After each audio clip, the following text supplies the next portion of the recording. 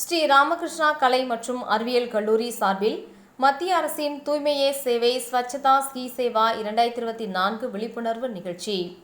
ஸ்ரீ ராமகிருஷ்ணா கலை மற்றும் அறிவியல் கல்லூரி மத்திய அரசின் ஸ்வச்சா ஸ்கீ சேவா 2024 விழிப்புணர்வு பிரச்சாரத்தை கோவை ரேஸ்கோர்ஸ் சாலையில் தாமஸ் பார்க்கில் நடத்தியது. இந்த பிரச்சாரம் தூய்மையை மேம்படுத்துதல் மற்றும் தூய்மை முயற்சிகளில் பங்கேற்பதில் கவனம் செலுத்துகிறது. இந்த பிரச்சாரம் முதலில் மத்திய அரசால் 2017 ஸ்வச் பாரத் மிஷனின் கீழ் தொடங்கப்பட்டது. இது ஆண்டுதோறும் செப்டம்பர் 17 முதல் அக்டோபர் 2ஆம் தேதி வரை அனுசரிக்கப்படுகிறது.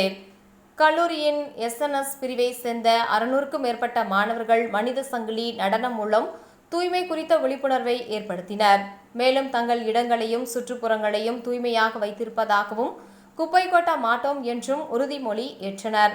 இந்த நிகழ்ச்சிக்கு சிறப்பு விருந்தினராக கோவை வடக்கு சட்டம் மற்றும் ஒழுங்கு துணை ஆணையர் ஸ்டாலின் IPS கலந்து கொண்டார். SNR சன்ஸ் அறக்கட்டளையின் இணை நிர்வாக அறங்காவலர் R. சுந்தர் முன்னிலை வகித்தார்.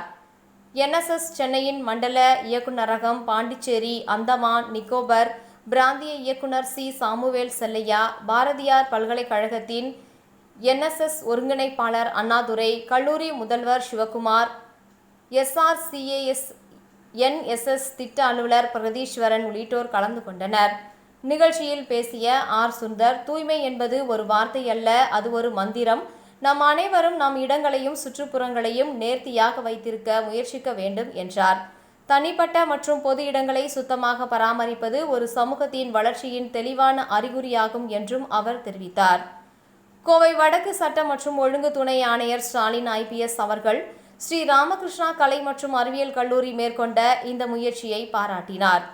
இளைஞர்கள் தூய்மை பணிகளில் ஈடுபடும் போது அதை பார்க்கும் பொதுமக்கள் மனதிலும் இதயத்திலும் மாற்றத்தை உருவாக்கும் என்றும் அவர் கருத்து தெரிவித்து மாணவர்களின் சுறுசுறுப்பான பங்கேற்புக்கு வாழ்த்து தெரிவித்தார்.